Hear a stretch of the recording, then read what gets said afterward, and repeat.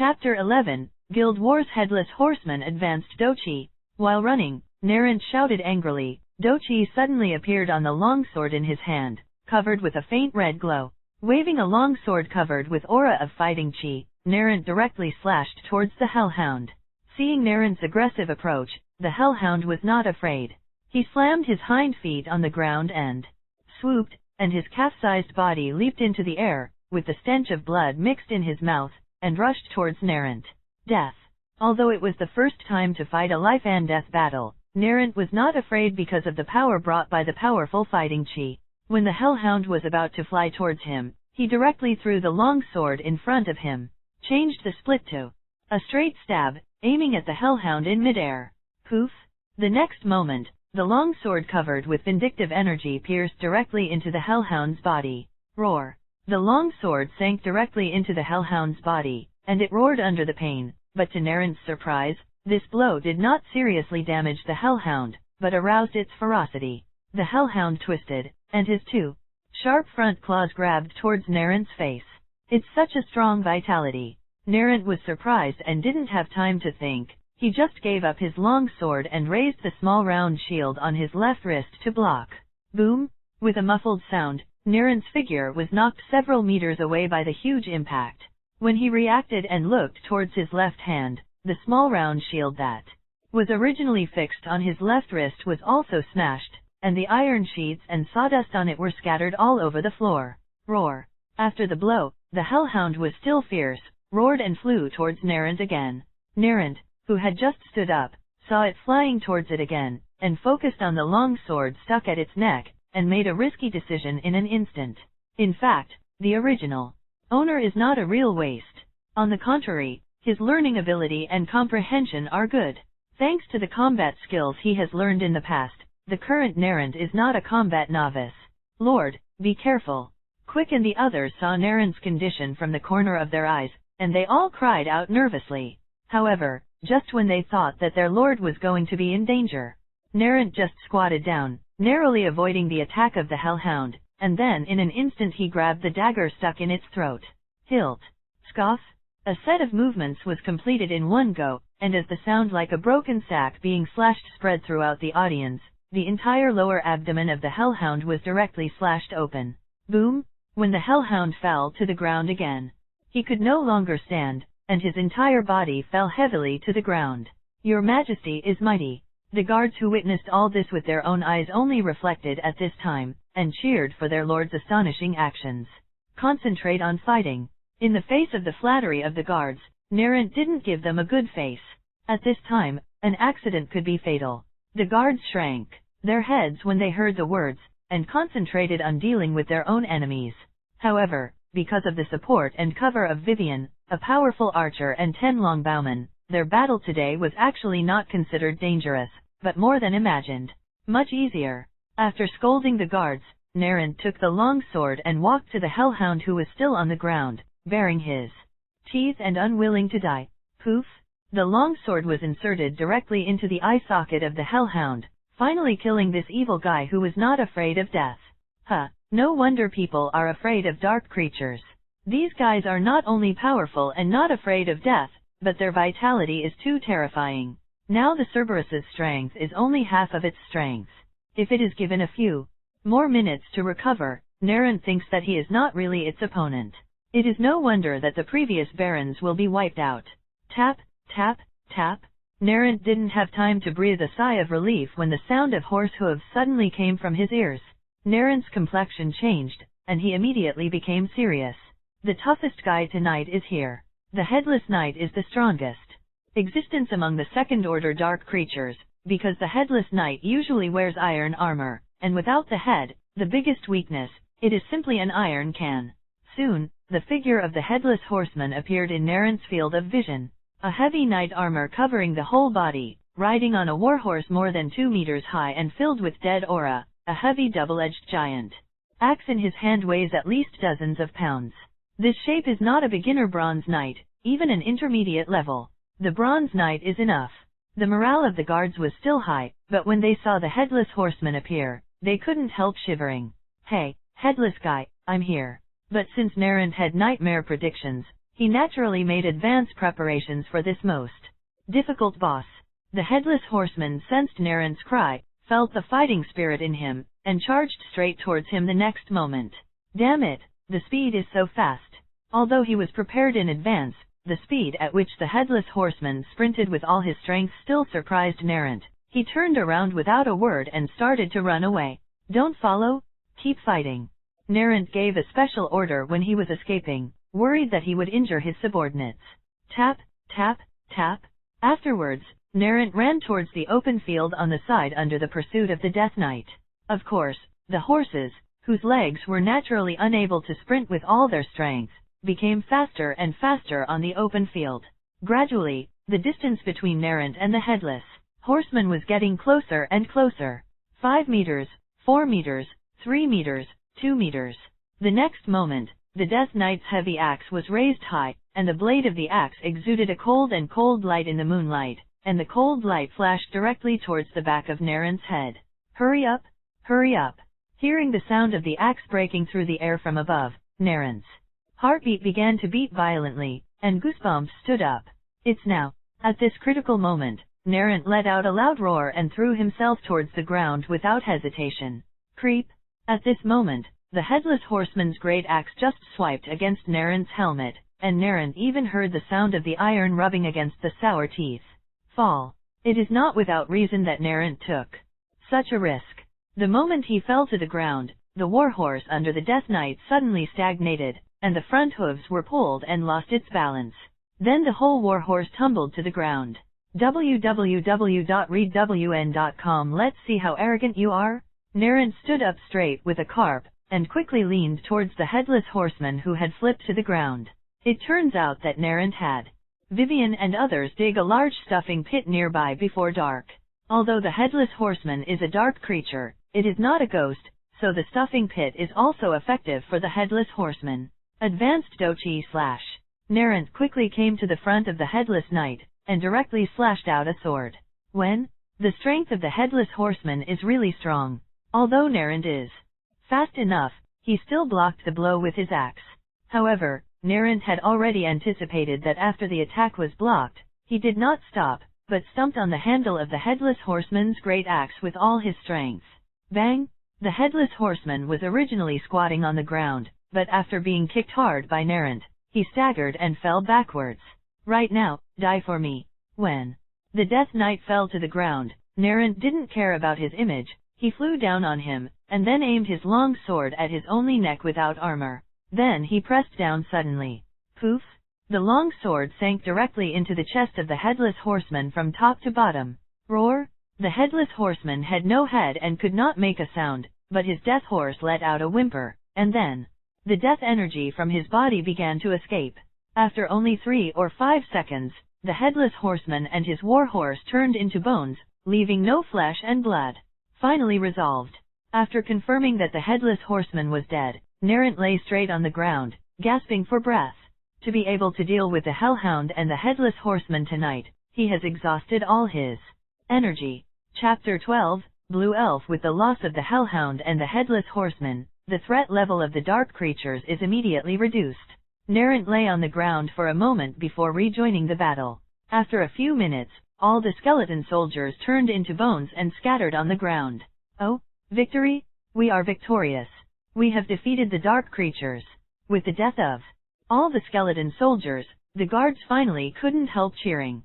Although the guards of Quick had also been on the battlefield before, they were all fighting against the human race, which was fundamentally different from this skeleton soldier who was not afraid of death. People are always afraid of death and pain. And as long as the dark creatures can still move, they will never die, and even if they die together, they will not hesitate. Therefore, when fighting against dark creatures, the guards are all fighting with a huge psychological burden. You guys did a great job tonight. Narent was also very happy seeing that none of his subordinates were seriously injured or killed. Your Majesty. Your Majesty. When the guards heard Narent's praise, they immediately changed their slogans. To say the most powerful and dazzling tonight was undoubtedly their lord. A junior bronze knight can kill the Hellhound and the Headless Horseman alone, which is very rare even in the entire principality. The most important thing is that they wiped out the invasion of a large wave of dark creatures without sacrificing one person, which is also an unprecedented achievement that can show off a lifetime. Very good, you have also shown me your heroic loyalty. In order to reward you, I will hold a gala dinner for you in the castle later, with enough black bread and broth. Facing the cheers of his men, Nerent he smiled and promised everyone a reward. Not to mention, after the battle, the feeling of adrenaline soaring and the heart beating like a drum from before is really fascinating. This is a very novel feeling for him who was just a mediocre public in his previous life. Oh, my God! Enough broth! Thank you for your generosity. Thank you for your generosity, and swear allegiance to you to the death. Thank you for your generosity, and swear allegiance to you to the death. The guards cheered even more. Meat was something that the guards rarely tasted, especially the 10 longbowmen who have just joined. As serfs, they have not tasted meat for more than half a year. Now their adults say that the broth is enough, and this kind of reward is not weaker than the direct reward with coins. Okay, hurry up and clean the battlefield, so that you can drink the broth sooner. Nerent waved his hand and instructed everyone. Then, the guards began to get busy again. My lord. This armor and weapons seem to be inscription equipment. After a while, Quick hurried over, holding the headless knight's armor in his hand and said with envy on his face, Huh? Inscription armor. Nerent immediately turned his attention to the armor. Sure enough, he saw a complicated silver inscription under the dirt on the chest of the armor. So lucky. Nerent quickly took over the armor, and the moment he took it, he found that the armor was incredibly light, at least 2/3 lighter than iron armor of the same specification. Of course, the reason why the armor is so light is not because of cutting corners. On the contrary, this armor is much stronger than ordinary iron armor. The real reason is the few silver inscriptions on the armor. The origin of the dark creature is still a mystery, but one thing is certain. That is, the dark creatures definitely came from a more brilliant civilization before they died, because their craftsmanship for forging weapons and equipment is much more magical than this continent. For example, the inscription armor in front of me can make the armor lighter just by relying on the silver pattern on the surface, which goes against everyone's perception.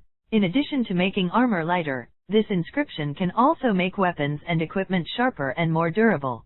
As for why the inscription can have such an effect, people have no way of knowing. Such a pair of armor is worth at least 10 gold coins if you sell it.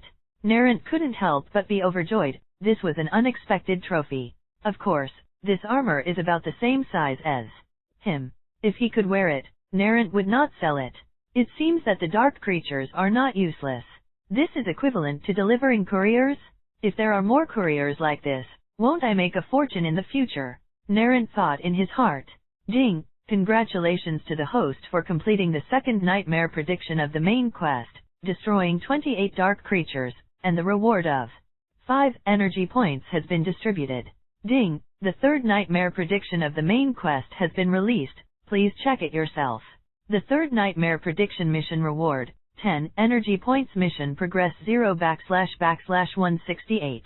The next moment, a system sound suddenly came from Nerent's mind.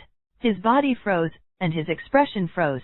Damn. 168 dark creatures?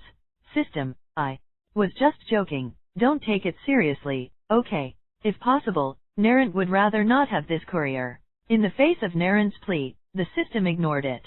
Instead, an image was already playing on his retina. It was the prediction of the next nightmare. This time, he could view it even when he was not asleep. Suppressing the urge to curse, Nerent hurriedly started watching the image of the third nightmare prediction. 5 dogs, 10 second-tier headless knights, and 1 third-tier death knight. The next invasion will be in 3 months. There is still some time to prepare, otherwise if I come next week, then I will not play. What is the Count's daughter? What territory? Whoever likes to play. After a while, Nerent watched the third one.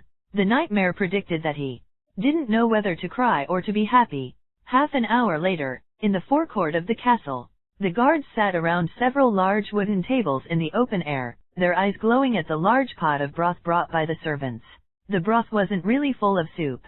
The large chunks of bone and minced meat were full under the broth, smelling the fragrant aroma, and the guards kept gulping. Okay, my Nerent warriors, open your stomach and eat. How much you can eat tonight is up to your ability. The black bread and broth were ready, and Naren's eyes were about to fall when he saw everyone's eyes. Don't delay any more. Thank you, Lord, for your generosity. The guards cheered, and then began to scramble for the soup spoon. All of a sudden, the sound of exclamations and scoldings could be heard in the courtyard. Butler Thomas saw that this savage scene was being staged in the castle. Although he frowned slightly, he knew that it was a celebration feast, so he didn't say much. Seeing the guards begin to feast, Naren smiled and walked away, preparing to ride alone to finish another important thing tonight, but Vivian came over. Sir, are you ready to leave the castle? Huh? Vivian, why don't you eat it? They'll take it all away later. Although Naren was the most dazzling person tonight, Vivian's record was not bad. 12 skeleton soldiers were beheaded with force, otherwise the guards would not have been lightly injured by only 6 people tonight. Sir, I'm not hungry. Vivian replied softly. After a while, she mustered up the courage to speak. Sir, I'm sorry, I brought bad luck, or you. Vivian remembered the invasion of dark creatures tonight. Sir Anthony's words sounded, and she felt that everything tonight was caused by herself. Seeing Vivian's appearance, Naren felt distressed for a while. This was obviously to protect the human race, and he also made a great contribution tonight. At this moment, he was still doubting himself. Vivian, I said, I have been enlightened by the God of Glory. You will not bring bad luck, but luck. Do you understand? Vivian hesitated, but under the gaze of Naren's deep eyes, Vivian nodded and replied, I believe in Lord. Very good. So don't think about it in the future. Vivian, get on the horse and go out with me. Naren nodded in satisfaction, turned over to the horse's back, and extended a hand to Vivian. Yes, my lord. Vivian didn't hesitate. She put her fair hands on Naren, and then Naren gently moved and placed Vivian firmly in front of him. After sitting firmly, feeling the warmth of Lord coming from the back, Vivian's fair face showed a blush. Shelf? Naren didn't know Vivian's reaction. He tapped the horse's belly lightly with his legs, and the horse rushed out toward the castle gate. Seeing this, all the guards showed indescribable smirks. As for the safety of Lord, since Lord has become a title knight, even 10 of them may not be able to fight. Naren took Vivian out of the castle. Naturally, he did not do something indescribable as the guards thought, but went directly to an open space 2 miles away from the castle. www.readwn.com for a side quest. The reward tells Naren that an elf will descend on storm territory tonight, and Naren will naturally not forget it. He had already spent a little energy to find the elf's landing spot. Soon, he and Vivian discovered a crater in the open space. Sir, this is an elf. Looking at the blue elf in the crater, Vivian's eyes were full of incredible. Yes. This is the blue elf. Naren was not as surprised as Vivian. Usually, most of the elves that appear are green elves, but he has won a pixie other than green twice in a row, which is probably the envy of other lords. The blue elf can turn the land into a habitat that certain creatures like. That is to say, its function is to attract certain animals to come to live there. Don't think that this ability is of no value. In this world where materials are scarce, it is very difficult for people to obtain meat, and they basically rely on hunting. But with the blue elf, it is equivalent to getting a farm for free, and this farm does not even need to be fed with food, nor does it need to spend money to buy cubs. As long as they don't kill them all at once, they will reproduce on their own, and they will continue to produce meat for the territory. Of course, what kind of creatures are attracted depends on luck. It may attract birds, it may attract horses, in short, everything is possible. My lord, congratulations to the God of Glory for taking care of you. Seeing Naren pick up the elf that had not yet awakened in the pit, Vivian offered her congratulations sincerely. To get 2 elves in just 2 weeks, there is really no other possibility for such a thing except the blessing of the God of Glory. Chapter 13, Patrol the territory. The next morning, in the castle restaurant, Naren enjoyed a hearty breakfast: white bread and bacon. Although the taste of bacon cooked without a dedicated chef is not very good, and the white bread will be a bit harsh, but it is undeniable that it is the greatest luck in the world to be able to eat these every day. Sir, the convoy is ready to go. As the breakfast drew to a close, Butler Thomas came to the restaurant to report. Then let's go. The biggest crisis has been temporarily lifted, and the next step is to find a way to develop your own territory. The first step is to inspect the territory to get to know the storm leader. Although storm territory is a land of doom, it is also a true baronial, equivalent to an area the size of a town in a previous life. I've seen your lord. In the vestibule, Vivian and Quick, each with 5 subordinates, had been waiting for a long time. Nodding to the crowd, Narend immediately got on his horse. Today, it is not the miscellaneous horse Sayahua that is riding, but the real war horse left by Anthony. The whole body of the war horse is white, and it stands up to a height of 2 meters. It will become the exclusive mount of the Lord in the future. As for Anthony, the corpse has been taken away and cremated, and the unified caliber to the outside world is that he was killed by a dark creature. After a while, Narend will send someone back to Tulip Fort. Today, the villagers of Mi village got up relatively late, because last night was the night of the meteor shower, and they also saw a large swathe of meteor shower falling on the territory. So last night the serfs dragged their families and ran to the distant woods to hide, but to their surprise, the dark creatures they imagined did not appear. It was not until the second half of the night that the puzzled serfs returned home one after another. After eating a few bites of black bread soaked in hot water that could smash people to death, the serfs started to go out to work in the fields. But before they walked out of the door, they saw a mighty team coming from the entrance of the village. Walking in the forefront was a tall horse with a large head, a young man in a silk dress sitting on the horse, and behind it was a carriage and more than 10 guards. Noble lord? When the serfs saw this, they immediately retracted their bodies into the house, while the serfs who were already walking on the road quickly got into the alley. This is the largest village in my territory. This group of men was naturally Narend and his guards.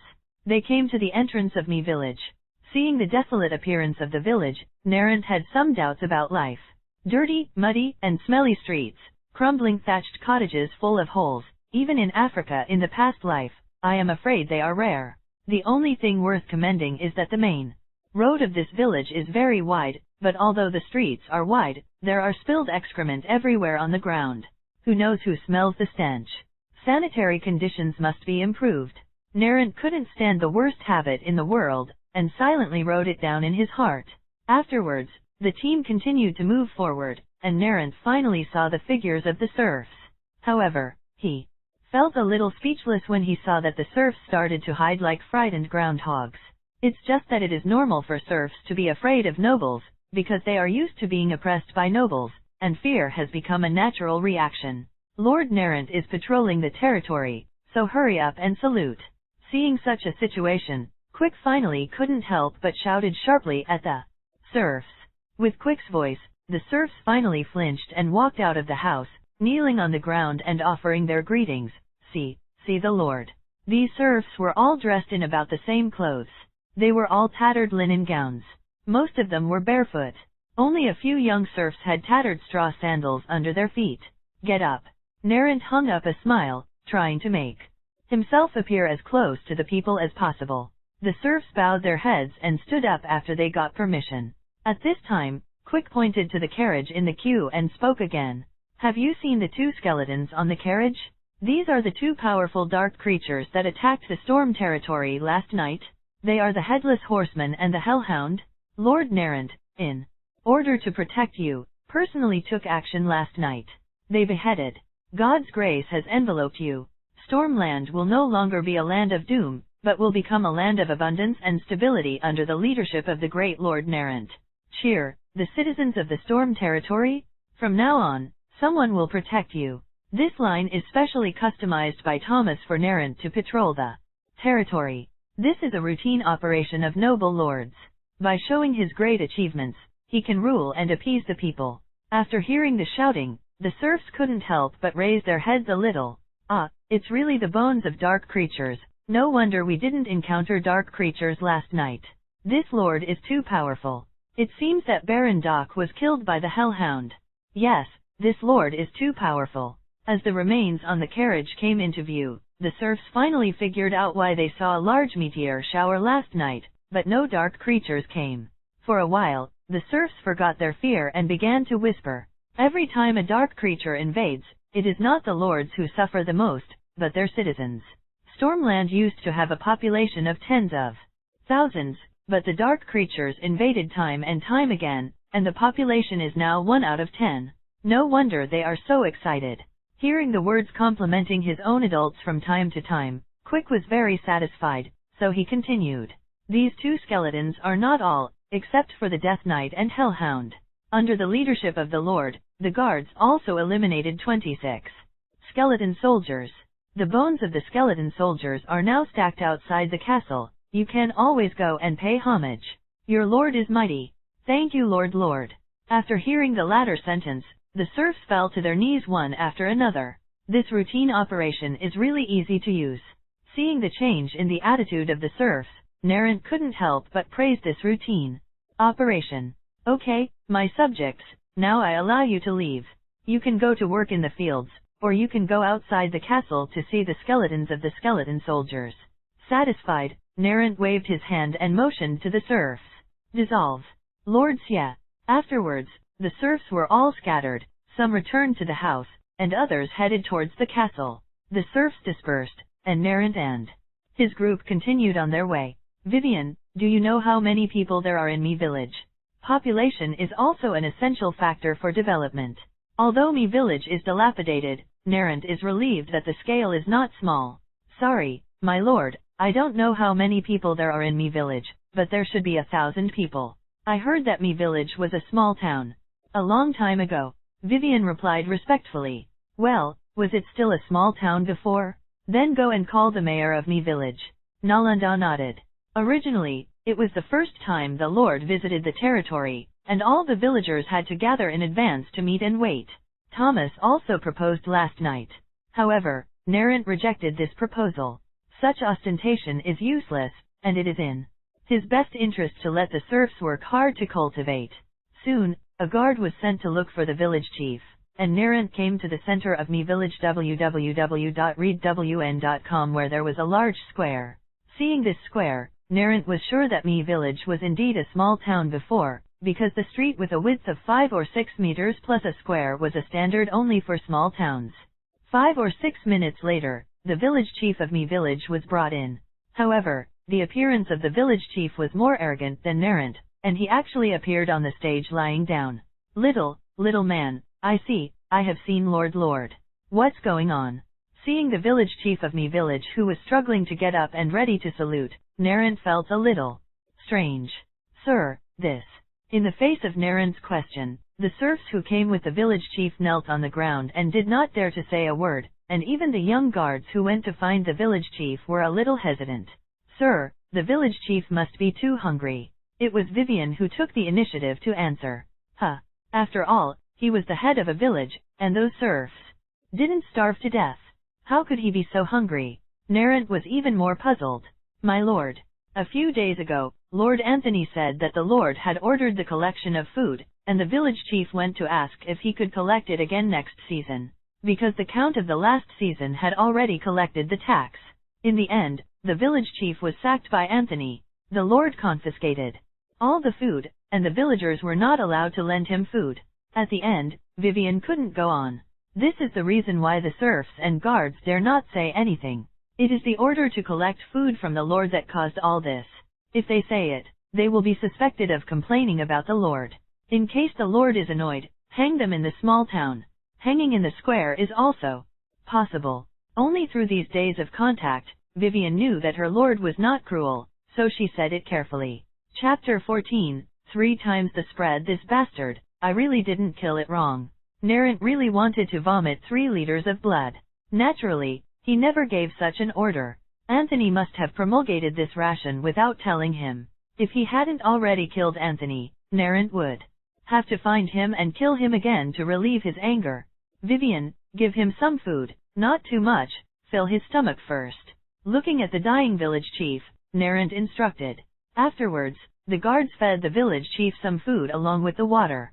After a short rest, the village chief's face finally recovered, and he immediately knelt down and said again and again, Thank you Lord for the gift, Lord, the villain knows he is wrong. Please forgive the villain. Get up. What's your name? Narent waved his hand. Go back to Lord, the villain's name is Pete Leatherboots. Cough cough. This surname is a bit interesting. Narent, who was caught off guard, almost choked, but all the surnames of serfs in this world are like this. Elegant surnames belong to nobles, and serfs, or commoners, dare not use them at all. For example, normal names such as Tulip or Barrack are reserved for nobles. As for serfs, they either don't have them, or they can only use sticks, stones, and even cow dung. Next, Narrant asked for more details about Anthony's requisition. He wanted to recover the grain, but according to Pete Boots, the grain had been shipped to the Baron of Quint next door.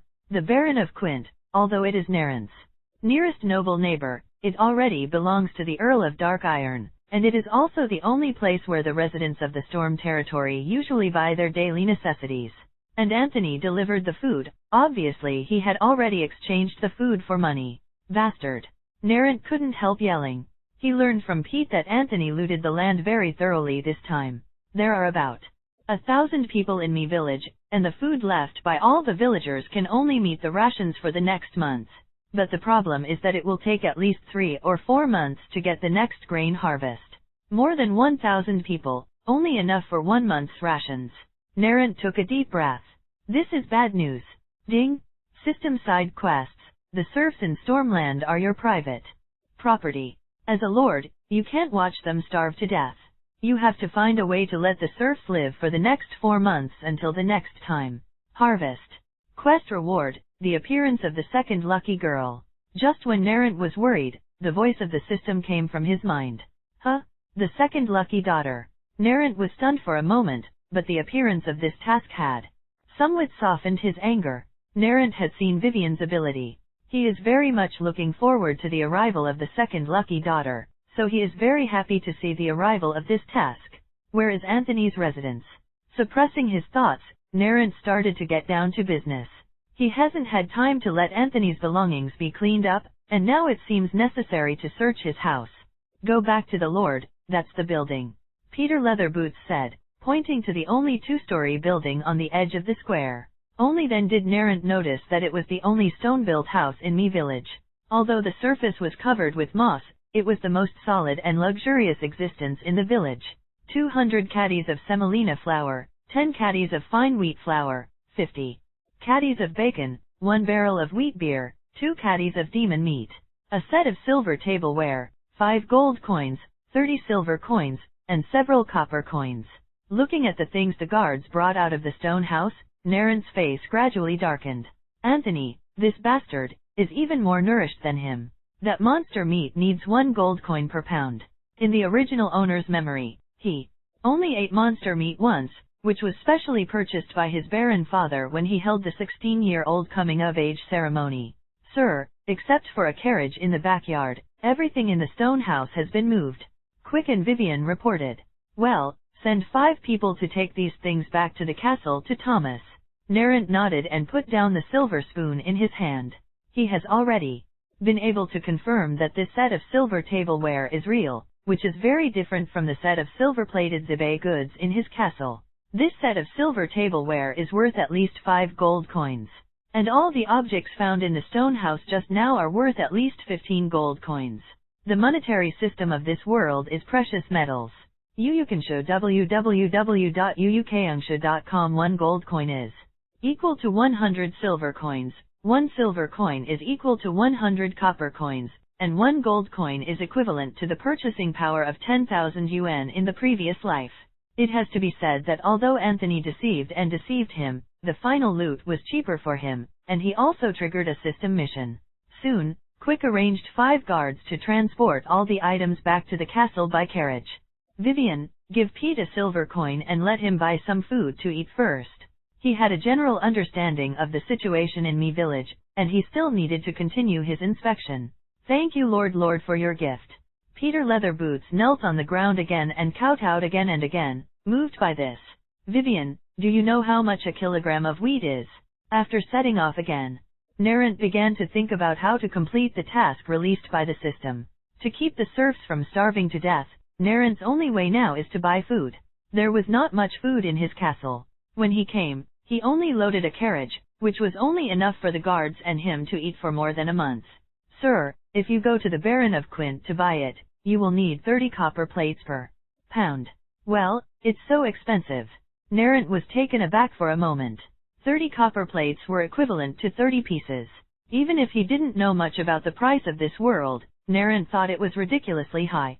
Seeing Naren's doubts, Vivian continued to answer, "My lord, Baron Quint has to collect taxes on the purchase and sale of goods by our serfs in the storm territory. Whether it is purchased or sold, there is 3 times the price difference, otherwise he will not be allowed. Let's go to the barony of Quint to make a deal. If it was purchased in other territories within the Tulip County, it should be 10 copper plates per pound." Chapter 15, See, Treasure? There is such a thing. Naren frowned. 3 times the price difference is too cruel, especially when you buy things, you have to pay taxes, which is something Naren has never heard of. If you sell things, it is understandable to collect taxes. After all, this is to protect the local industry, and every earldom does this. Of course, Naren also vaguely guessed that Kant did this because he was sure that the villagers could not go to other places to buy it. The Storm Territory is located in the southeast of the Tulip County. If you want to go to other territories, you will need to walk for at least a day and a night. The jungle is densely populated by wild beasts, which is very dangerous. On the contrary, it only took half a day to go to the Baron of Quint, and it became a place where the serfs could buy living materials. I can send guards to buy food from other nobles' territories, but the problem is that other nobles are not necessarily willing to sell so much food. The ration for thousands of months is tens of thousands of caddies. And this is still a big expense, and it will directly use up the start-up capital of my 10 gold coins. Naren thought while walking forward. After continuing on the wild dirt road for more than an hour, the team was finally about to reach the next village. After following the dirt road and bypassing a low forest, the front suddenly opened up, and what caught my eye was the endless blue coast. Huh? This is the sea? My territory is close to the coast. Smelling the salty sea breeze, Naren was a little stunned, and even the horses stopped. Lord, what's the matter with you?" Seeing that Naren stopped the war horse, Vivian and the others said strangely. "Vivian, is the storm caller close to the sea?" "Yes, my lord, there is an endless sea outside the storm territory." Vivian nodded suspiciously. "This is really unexpected. The ocean, this is synonymous with treasure." "Vivian, what's the name of the village in front?" After receiving a positive answer, he temporarily suppressed his excitement, and Naren looked at a house near the sea, which should be the second village in Stormland. "Sir, that village is called Doom Village. Why did you choose this name?" Naren frowned. "Sir, all the people who live in that village are exiled to the Storm Territory. Because they are all relatives of the daughter of Doom, the villagers of me village gathered them all here, so it's called Doom Village. There is such a thing." Naren thought that only outsiders would have a strong sense of discrimination against the relatives of the daughter of Doom, but he didn't expect it to happen in his own territory. "By the way, Vivian, then why are you allowed to live in me village?" Naren suddenly remembered that Vivian was discovered in me village. "Sir, my parents used to be tailors, and I also sew simple clothes, so the villagers of me village allow me to live on the edge of me village," Vivian replied in a low voice. "Sorry, Vivian." Naren worried that he had asked the girl's pain point. "Sir, you don't have to apologize to me. Lilia and I have our current life because of you." Vivian showed a sweet smile. She was very satisfied to have such a life. Soon, the group came to the entrance of Doom Village. The scale of Doom Village was very small, with only a few dozen dilapidated thatched cottages. "I have seen the Lord. I have seen the Lord." Surprisingly, at this time, a group of villagers had gathered at the entrance of Doom Village. After seeing Naren, they all knelt down and offered their greetings. Naren glanced at the crowd and found that most of the crowd were girls, and only less than a third of them were men. This is because during the exile, only the female relatives of the daughter of Doom were forced to come to Stormwind territory, while the male relatives were completely voluntary. For example, Vivian's father abandoned the 2 sisters and did not come to Stormwind territory. "Get up." "Thank you, Lord." The serf stood up cautiously. When the serf got up, Naren began to ask about the basic situation of the village. At this time, the village chief of Doom Village happened to be in the crowd. Following Naren's greeting, he immediately approached the horse cautiously. "The villain can be cow dung, I have seen Lord. Well, good name." Naren suppressed a smile and nodded before continuing. "Can be cow dung, what are you guys doing here?" "Go back to the Lord, We are going to go to the fire forest in the west to pick wild fruits. Kenby Cowdung answered cautiously. To pick wild fruits? The whole village together. Next, www.readwn.com. Narrant asked a lot of details, and finally knew the real reason why they gathered together. It turned out that this was also the fault of Anthony's expropriation of grain. The situation in Doom Village was worse than that in Me Village. The young people in their village have few laborers, and they usually produce less food. Most of the time, they have to go to the fire forest in the west to collect wild fruits. This time, Anthony almost took all of their food. What's worse, 2 months ago, there seemed to be monsters infested in the fire forest to the west, and several serfs had disappeared because of picking wild fruits. They are being forced to do nothing now, so they prepare the whole village to go pick wild fruits together, so that they can take care of them at that time. If there are really beasts, it won't help even if you go together. Narrant frowned and shook his head. Warcraft, this is not weaker than the existence of dark creatures, and even more terrifying than most dark creatures. Because monsters not only possess extraordinary power, but they also possess wisdom, so even if they are called knights, they should be careful to deal with them. The sea is next to you. Why don't you try to go fishing by the sea? Narrant looked towards the sea and asked the villagers to go fishing, which was not more satisfying than picking wild fruits. The serf seemed to be stopped by Narrant. Even Vivian looked at her lord with strange eyes. What's wrong? Sea fish should be more nutritious. Narrant is even stranger than them. It stands to reason that the world's oceans have not been destroyed, and it is not an exaggeration to call it a food treasure. Sir, there are sea monsters by the sea, and the villagers can't fish near the coast unless they send troops to drive the sea monsters to death. Vivian replied in a low voice to Narrant. Chapter 16, Do Fish Like to Watch Dancing? Sea Monster.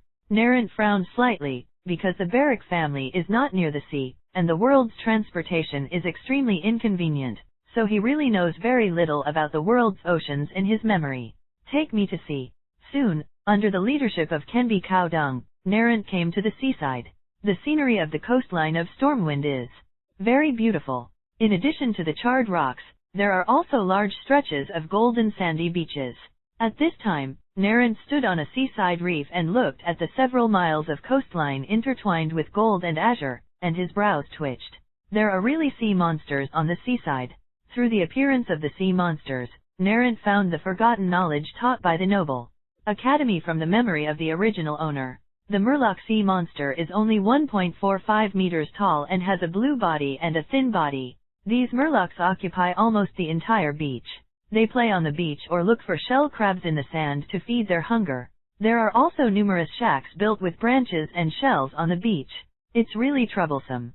Now Narrant finally knows why he sits on such a golden coast, but the serfs are starving. Although these Murlocs are weaker than an adult, because of their large numbers, if they are attacked, they will attack in groups. Those who are weaker than them will suffer a lot, but if the enemy is stronger than them, the fish people will know how to escape into the sea to avoid them, and they are simply a group of unprincipled hooligans. Then have you tried fishing with a fishing rod on the edge of this reef? Withdrew his gaze, Narrant looked at the low reefs on the edge of the beach. With Narrant's current strength, it is impossible to drive away these Murlocs and sea monsters. However, catching fish doesn't have to go to the beach. Although the difficulty of fishing will increase, it is also a way to solve the food shortage.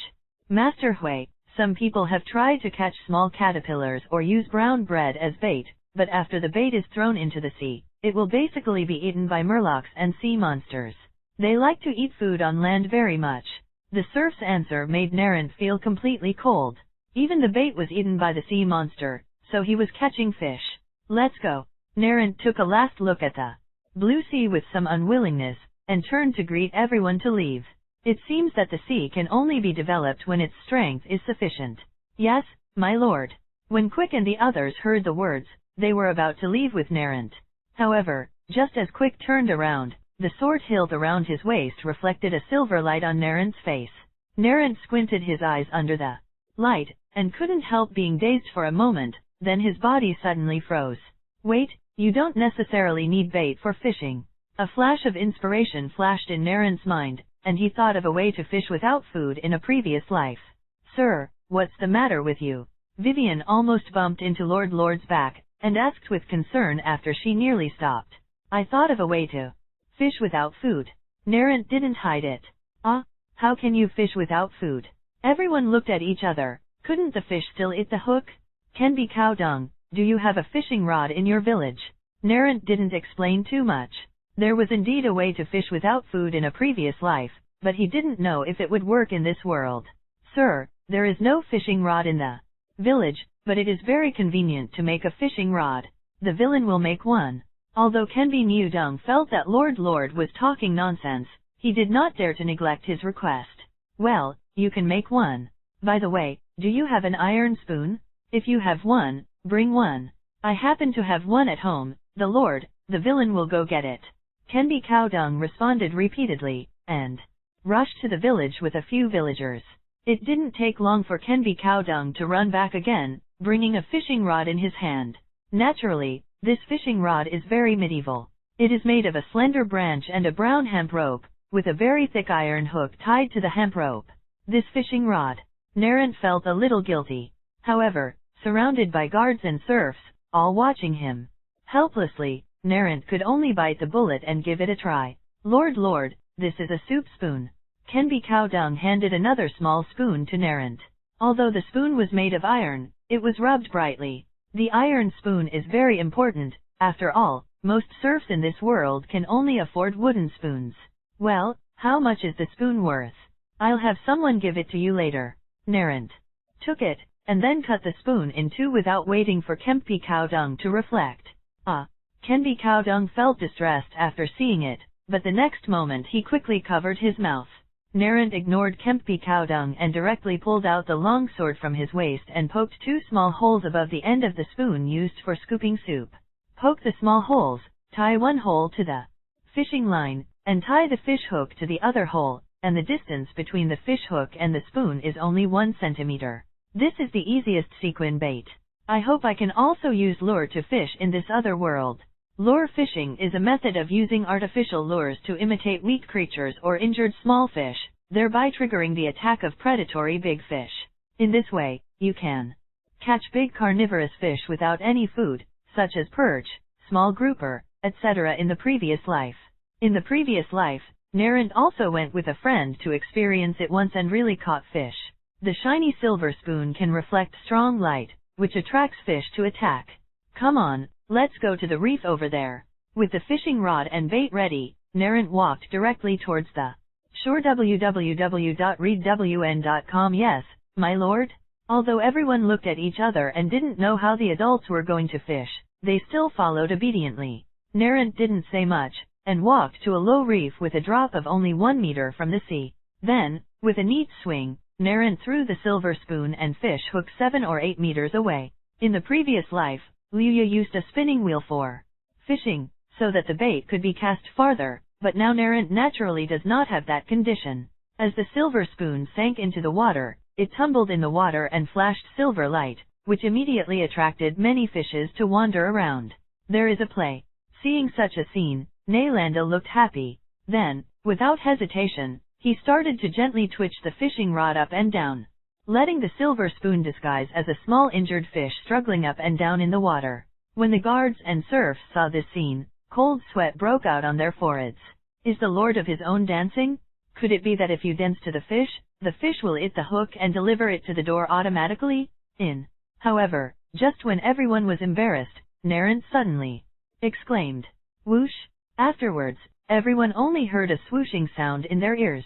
It was the sound of the hemp rope on the fishing rod being stretched straight and breaking through the air. Really hit. Everyone was stunned to see that the fishing rod had been bent into a big bow. Wow! Narent raised his arm, and a fish weighing more than a pound was pulled up. Do fish really like watching dancing? With such a big lively fish in front of him, now it was the guards and the serfs' turn to doubt life. Chapter 17, Little Elf and #039, S movement. What are you still doing? Hurry up and pick up the fish. Narent looked at his dazed subordinates and immediately urged, "Yes, my lord." Vivian was the closest to Narent, and immediately stepped forward to hold the fish up. "Your lord is amazing. This sea fish is worth at least 30 copper coins. Huh? Is it that expensive?" "My lord, it's true, the price is at the Baron of Quint, I've seen it in the market." Vivian nodded affirmatively. Wouldn't that make a fortune? Narrant was overjoyed. If the price of sea fish was really so high, wouldn't he be able to solve the food problem and increase the income of the territory in the future? After speaking, Narrant did not delay and threw the club into the water again. He now wants to confirm one thing, that is, the sea fish is not an accident. As before, the silver spoon once again attracted the fish after entering the water, and then Narrant began to dance the fishing rod in his hand again rhythmically. It's starting again. Lord is dancing again. Everyone's eyes lit up. Especially the serfs, who were all staring at Lord's movements. Because they also want to learn this fishing secret dance of adults, and then they secretly catch a few fish the other day. You guys, don't look at it. A few serfs couldn't help but secretly gestured to Narrant's posture while watching. Their actions were immediately noticed by Quick, who quickly blocked in front of the serfs, and sternly reprimanded them to look away. From Quick's point of view, this dance is a stunt that can make money. It is the exclusive use of his own adults and cannot be interfered with by serfs. At least without the authorization of adults, it is absolutely impossible. When the serf saw Quick's glaring eyes, he immediately shrank his neck and lowered his head quickly. At this time, there was another buzzing sound in front, and the Lord caught fish again. Sure enough, Narrant's fishing rod was once again bent into a big curved bow, which was pulled by the sea fish and kept swimming away. Damn it, this one is big. Narrant felt the pulling force several times larger than the fish just now, and couldn't help but exclaimed excitedly. Because the fish was too big, Narrant didn't dare to mention it directly as before, but swam with the fish. Gradually, Narrant was actually pulled to the edge of the beach by the sea fish. If he went further, it would be the chassis of a murloc. No, come up to me. Narrant didn't care too much, so he could only take the risk and raise his hand directly. As Narrant exerted his strength, the sea fish that had consumed most of his strength was finally pulled out of the water. Wow, what a big sea fish! The sea fish was dragged out of the sea, and everyone's eyes widened. The fish actually weighed 7 or 8 pounds. Slap! Just when the fish was about to be pulled to the shore, the fishing rod made of ordinary branches was finally overwhelmed and broke.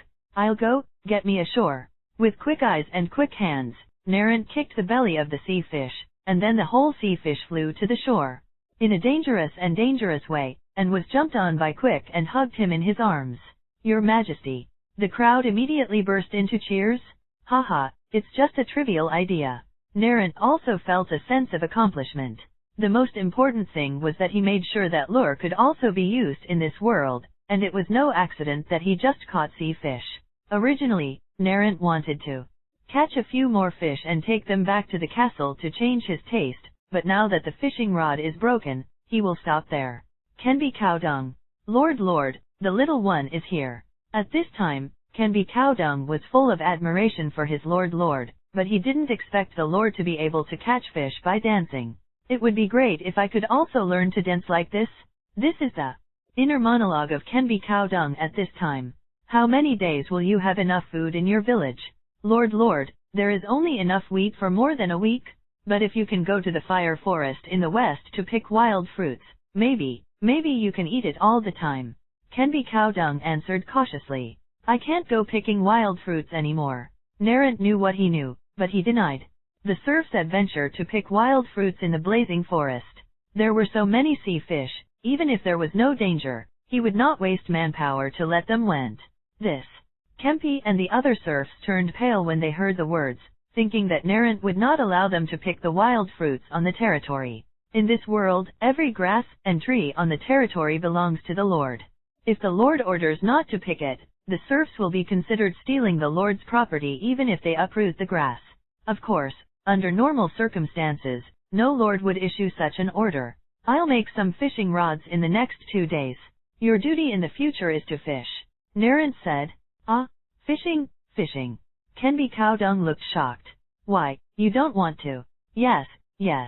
Canby Cowdung looked excited, like a chicken pecking at rice. Yeah. Naylandy nodded and sent Canby Cowdung, just when he was about to take something out of his arms.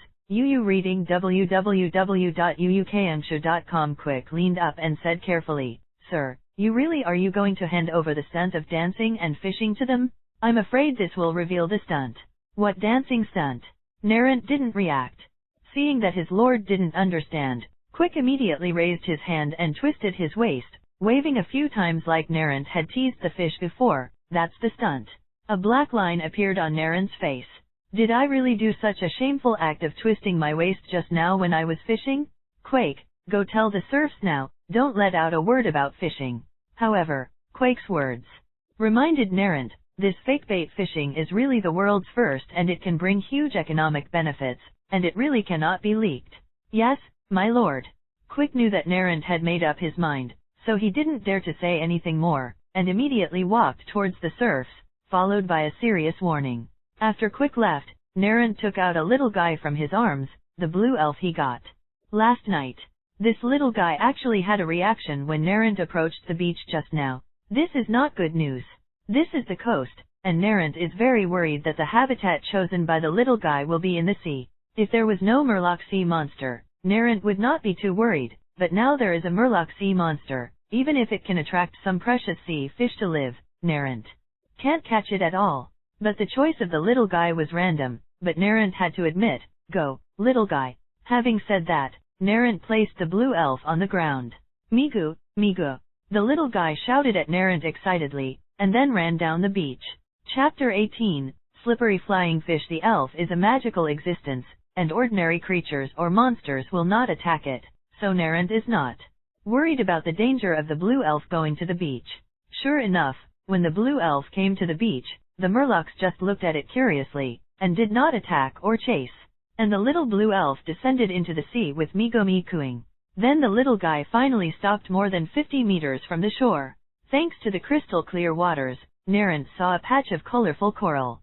There. I saw that after the blue elf stopped, blue light slowly gathered on his body. When the light became extremely dazzling, circles of light began to spread around. As blue light swept the coral, the underwater coral became more gorgeous. If I was in my previous life, I'm afraid this place would have become the most beautiful tourist destination, right? Narrant wanted to cry without tears. Whoops. Whoa. At this time, there was a sudden movement on the sea surface. I saw groups of sea fish swimming from the deep sea in the distance toward the near sea, jumping out of the sea from time to time as they swim, looking extremely cheerful. Flying fish. As a titled knight, Narrant had good eyesight, and found that the fish were all of the same species. The size of the fish is not large, just the length of chopsticks, and the whole body is shiny with silver light. The most peculiar thing is that a pair of pelvic fins are like the wings of a bird, which allows them to glide against the sea for a short time. Do you know what kind of fish it is? There were flying fish in the previous life, but they didn't know if it was the same as this world. Sir, that looks like a slippery flying fish. Kempi Cowdung said weakly. Flying fish with a slippery mouth. Narrant didn't expect that someone really knew him. Sir, slippery flying fish is a kind of bad fish. They can't be eaten.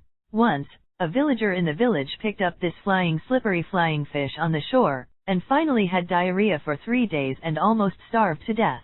And besides us, even seabirds won't eat it, and they're afraid of diarrhea. Narrant observed a moment of silence for the serf, and also for his gold coins. In this case, it's clear that the blue elf is a fish that has been adrift and can have diarrhea. Even if he has the ability to remove the Murlocs and sea monsters on the coast in the future, this slippery flying fish probably has no economic value.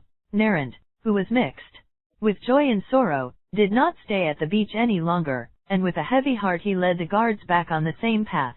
Originally, he had planned to go west to complete the inspection of the entire Storm Lord, but since the villagers said that there were monsters infested in the west, they had to wait until they were fully prepared before completing the next inspection. He didn't even wear leather armor when he went out today. If he really encountered a monster, his combat effectiveness would definitely be inferior to being fully armed. Vivian, is there a blacksmith in me village? Fishing is imminent, and the most important thing for fishing is fake bait and sequins. After returning to the castle, Narrant started to organize. Naturally, he couldn't use iron spoons to make the next bait, especially since he couldn't find so many iron spoons. Yes, my lord, the Fady blacksmith in the village opened a blacksmith shop. Well, it really does. Narrant was overjoyed, and immediately ordered to quick, take the spoon and hook I brought back to the blacksmith shop to order 100 of them, and let him make them as soon as possible. Come out, how much money you need? You can pick it up from Thomas Butler later. In addition, you can go to the Jianmu forest to select 30 sword trees as thick as a thumb and cut them down, send them to the village of Doom, and let them make fishing rods. Sea fish can be big or small. If they are made from ordinary branches, Narent knows that there is definitely no way to fish. Yes, my lord. Although I only visited a small half of the territory today, I spent the morning in Narent. After Quick left, Thomas came to report that lunch was ready. After eating bread and bacon for more than half a month, I finally got fresh food. On the long table, drinking the extremely delicious fish soup, Narent couldn't help groaning. For half a month, bacon and bread every day, it's actually not good for him, an authentic foodie. In China. Now he finally has a chance to rescue his taste buds. The only fly in the ointment is that there is no cook.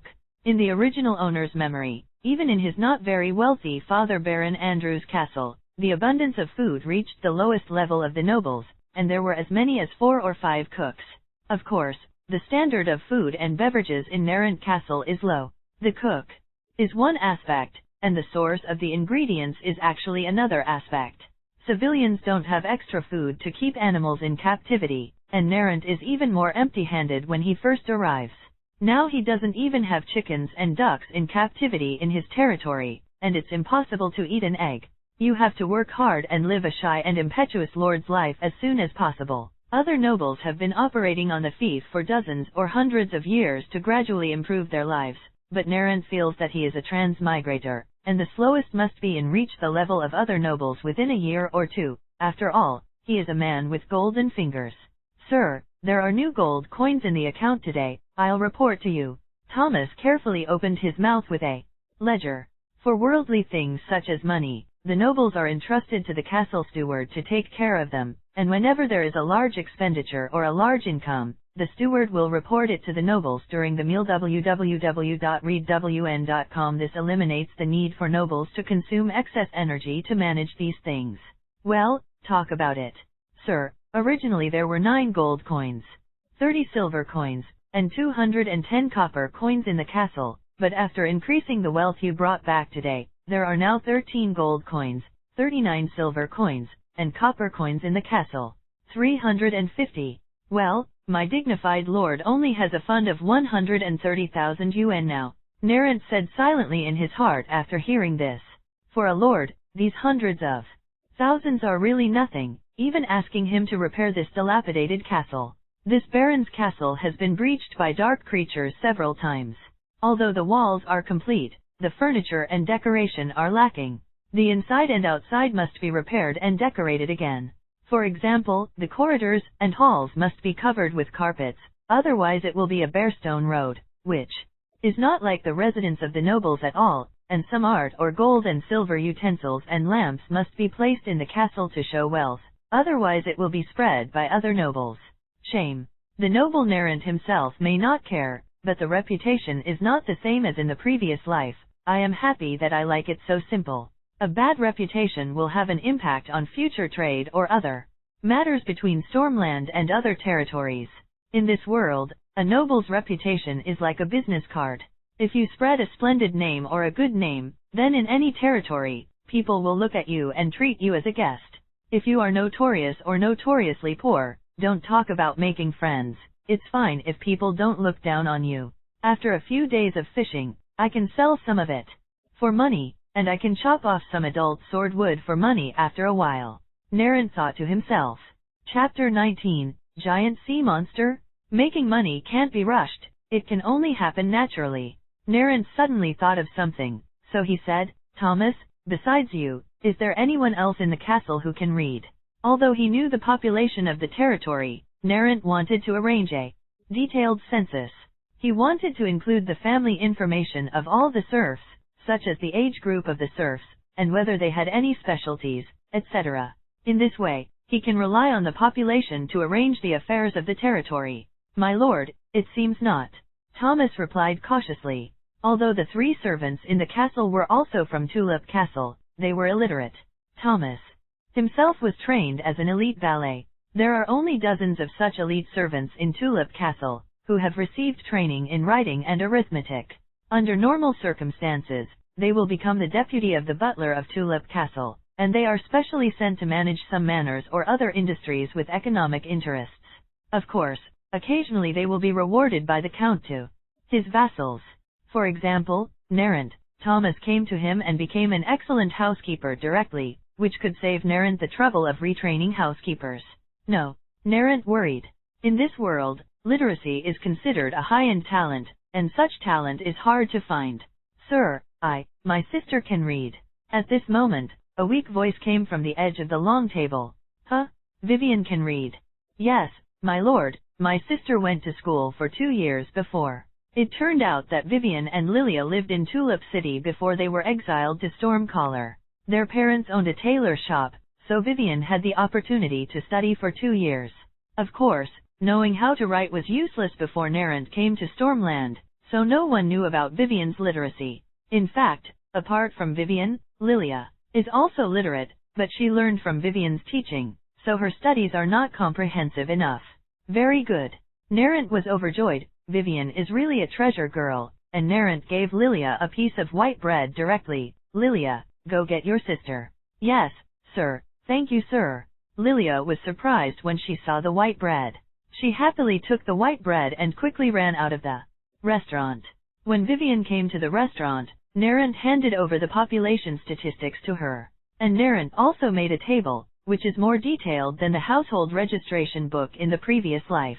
It not only records the family members, but also records the skills they are good at. After Vivian got the order, she immediately took her second guard team to start the operation. After lunch, Narrant went directly to the study system. I want to draw a lottery. The once-a-week system lottery draw can be used again. Last night was busy, and Narrant only has some free time to draw the lottery. Following Narrant's words, the big lottery wheel appeared on the retina. Huh? Affinity fruit, charm fruit. To Narrant's surprise, the lottery fruit that appeared this time has changed. The fortified fruit and the agility fruit have been replaced with the other two. Start the lottery. Although he was a little disappointed that there was no enhanced fruit, Narrant also knew that the future would be long. Ding! Congratulations to the host for winning a charm fruit. Please collect it in the system panel. Although the original owner is a little weaker, he is still handsome. If you give me the charm fruit, won't you be the most beautiful boy in the future? Narrant was speechless, but still took out the charm fruit and ate it. It's still delicious, and the entrance is still polarized, but Narrant couldn't feel the effect after taking it. Even if he went to take a picture in front of the bronze mirror, he still looked like himself. If you can't see it, you can't see it. In this world, strength is the most important thing. 2 days later, Narrant has been free for the past 2 days and has been cultivating vindictiveness in the castle. The fishing rod is ready, but it will take some time for the bait to be made by the blacksmith. My lord, the mayor of Kenby Cowdung came to the castle to report that a huge sea monster appeared by the sea. Just as Narrant was practicing, Quick followed Thomas with a worried look on his face. What? Huge sea monster? Narrant was startled. Take me to see Kenby Cowdung. In the front hall of the castle, Kenby Cowdung was brought in. Sir, that huge sea monster is all grey, with a terrifying and loud cry, and it is at least this big, and it is still a large group. They are chasing the flying fish, and there is a sea monster that has already run to the shore. Side, still twisting there. Kenby Cowdung's eyes were full of lingering fears, and he gestured hard in front of Narrant. He even made a big circle around the clearing to show how huge the sea monster was. How about the villagers? Are there any casualties? Sir, except for the one on the coast, all the other sea monsters are in the sea. I have told the villagers not to approach the sea, so no one was injured or killed. Kenby Cowdung replied. Quick, call all the guards to set off. Narrant was relieved to hear that the sea monster did not ravage the village of Doom. But this kind of thing www.readwn.com his lord must go to find out. Yes, my lord. Soon, Quick gathered all 15 swordsman guards. As for Vivian, because Narrant asked her to do the census, the archer team had been taken away by her. Regardless of the fact that there are only 1,000 people in the territory, but only relying on her to register, the workload is still very large. Riding the war horse and letting the guards get on the carriage, Narrant and his group quickly drove to the coast. Because the guards didn't have to walk this time, just after more than half an hour of rushing, Narant and the others came to Doom Village. The Lord is here. The Lord is here. When Narant and his party arrived at the entrance of Doom Village, all the villagers gathered at the entrance of the village in shock. After seeing Narant, they all cheered, as if they had seen the Savior. I have seen the Lord. Afterwards, the serfs fell to their knees one after another. Get up. Don't get close to the coast, just go with us, can be cow dung. Yes, my lord. After giving the order, Narant got off his horse and headed towards the coast with the guards. Walking carefully along the way, Narant and the others approached the coast a few minutes later. Lord, look, those sea monsters are still in the sea. They didn't dare to get too close to the coast from the last time. Narant and the others just stood on the rocks that were enough to observe the situation in the sea. Just as he reached the high point of the reef, Kenby Cowdung pointed to the sea and exclaimed. Narant and the others followed the direction Kenby pointed. This is the sea monster that made me so nervous. Narant rolled his eyes, feeling the urge to strangle Kenby's Cowdung. Chapter 20, Cut. Meat cursing inwardly, Narant moved closer to the shore. He wanted to take a look at the sea monster on the beach and make a final confirmation. Sir, it's dangerous there. Quick and the others were frightened by the dozens of huge sea monsters in the sea. They were all nervous. Seeing Narant walking towards the beach, they immediately stepped forward to dissuade them. That's not a sea monster, but a kind of fish. Narant was speechless and took a few steps forward. He had already seen the sea monster stranded on the beach. Where is this sea monster? Obviously it's a whale. With its gray skin and a huge body that is 17 or 18 meters long, this made the serfs with little knowledge imagine to be terrifying sea monsters. Fish? Such a big fish. Quick and the others looked at each other. They had never seen such a big fish before, so the mouth would probably swallow the carriage in one bite. It's called a sperm whale. It's a super large mammal, fish, but they don't eat people, they only eat small fish. That's it. Your lord, you are really a wise and learned noble. Seeing Narant's firm words, Quick and the others were finally skeptical. Because they also saw the sperm whale on the beach. It didn't have the terrifying tentacles and mouth full of fangs recorded in the knight's novel. On the contrary, except for its huge size, it was really no different from ordinary fish. My lord, then, can that sperm whale be eaten too? Kenby Cowdung had already escaped from fear, and the next moment he asked what he was most concerned about. In the eyes of the serf, in addition to being full, he is still full, so with such a big fish, he immediately thought that if he could live in the belly of a whale, wouldn't he be able to eat the fish while lying down? Yes. Narant showed a smile on the corner of his mouth as he watched the sperm whales chasing the flying fish in the sea. Although I don't know why sperm whales like to eat slippery flying fish, it means that the blue elf has shown its value. Although whale meat is unpalatable, it is also meat. A sperm whale weighs dozens of tons, enough to feed thousands of people for months. In addition, the whale oil in sperm whales is a good material for making lamp oil, which is not only durable but also has no odor when burned. Does this count as a crooked hit? Although Narant doesn't have the ability to send the serfs into the sea to hunt whales, this whale directly solves the current food problem, allowing him to quickly complete the side quests released by the system. As for the lure fishing plan, of course, it must continue, and it can be used as a commodity to export to other territories to make money. Kenby Cowdung, now you go to the village and let all the serfs come to the beach with baskets and other tools. Yes, my lord. Kenby Cowdung smiled like a chrysanthemum. He had already guessed what the lord was going to do. Quake. Sir, your subordinates are here. Follow me with the guards. Narant waved his hand and walked towards the beach.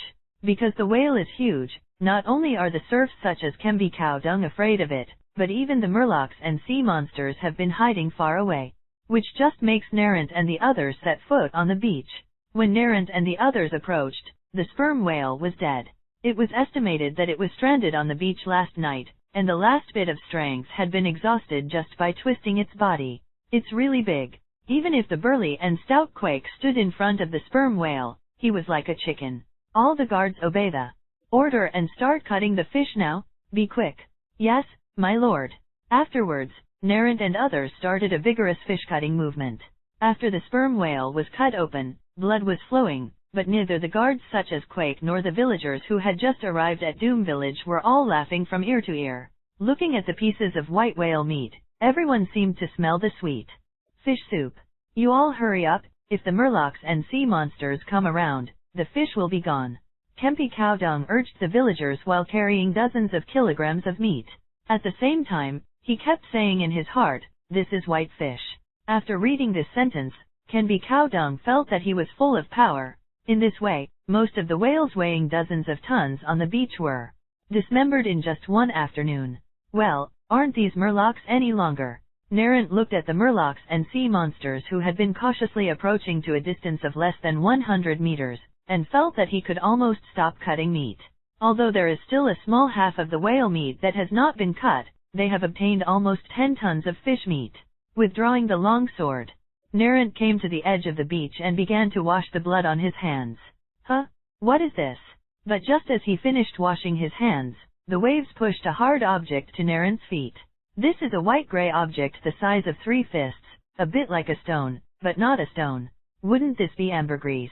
The next moment, a bold idea suddenly popped into Narrant's mind: sperm whale plus slippery flying fish. Narrant has seen pictures of ambergris on the internet before, and more importantly, sperm whales, the creatures that produce ambergris, hunt around here today. Narrant is not too dirty. www.readwn.com immediately picked up this hard object, which was suspected to be ambergris.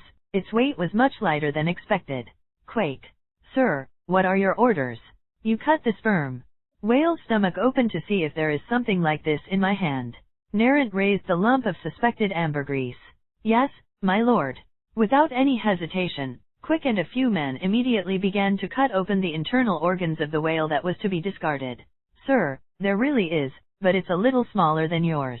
After a while, Quick ran over with a piece of gray-white ambergris, still stained with whale blood. Okay, haha. Narrant was overjoyed, and now there is no need to doubt it. This must be ambergris. Come on, those murlocs are starting to lean over. Afterwards, Narrant gave an order and abandoned half of the whale carcasses and began to evacuate from the beach. Murloc sea monsters are so hateful.